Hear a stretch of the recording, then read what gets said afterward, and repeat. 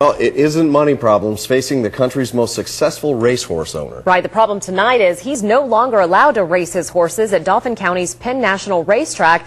That ban, the result of an unprecedented boycott from the actual jockeys. Yeah. CBS 21's Ben Russell live now at the Dauphin County Mobile Newsroom. And Ben, why are the jockeys taking this stand? The concern here, Rob, is that there appears to be an alarmingly high rate of horse deaths owned by this man at the Penn National Racecourse. Now, Joyce Ray here, she's not a racehorse yet, but she will be in a few years. And the concern is that if this man, Michael Gill, owned her, and if she were hurt, he may encourage his trainers to dope her up, to mask the pain and race her anyway. And that puts everyone in danger. It's called the Sport of Kings. And the reigning king of that sport is Michael Gill. His horses won more races last year than any other owner in the country, earning him nearly $7 million. But now he's banned from racing them here at Penn National in East Hanover Township, Dauphin County. Everyone is better off without them. Racing is better off without them. The horses are certainly better off without them.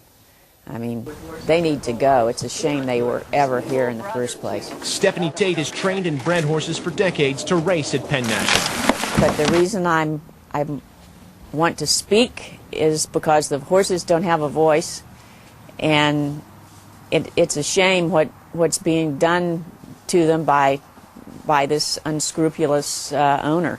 At least 10 of Gill's horses have been put down at Penn National in the past year. The latest euthanization was late last month when a horse collapsed following a race, causing a chain reaction crash in which several jockeys were thrown from their horses. That led to the jockey boycott and the State Horse Racing Commission to take what may be the unprecedented action of ejecting Gill. It does not happen on a whim. This is an isolated instance, and my expectation would be that it does not happen on a frequent basis. And now the State Racing Commission tells CBS 21 News, as this source gets familiar with the camera there, it tells the CBS 21 News that they are investigating these doping allegations, but there's no official word on as to when they may have a result of that. In the meantime, this Michael Gill is able to enter his horses in races at the state's 5 other racetracks.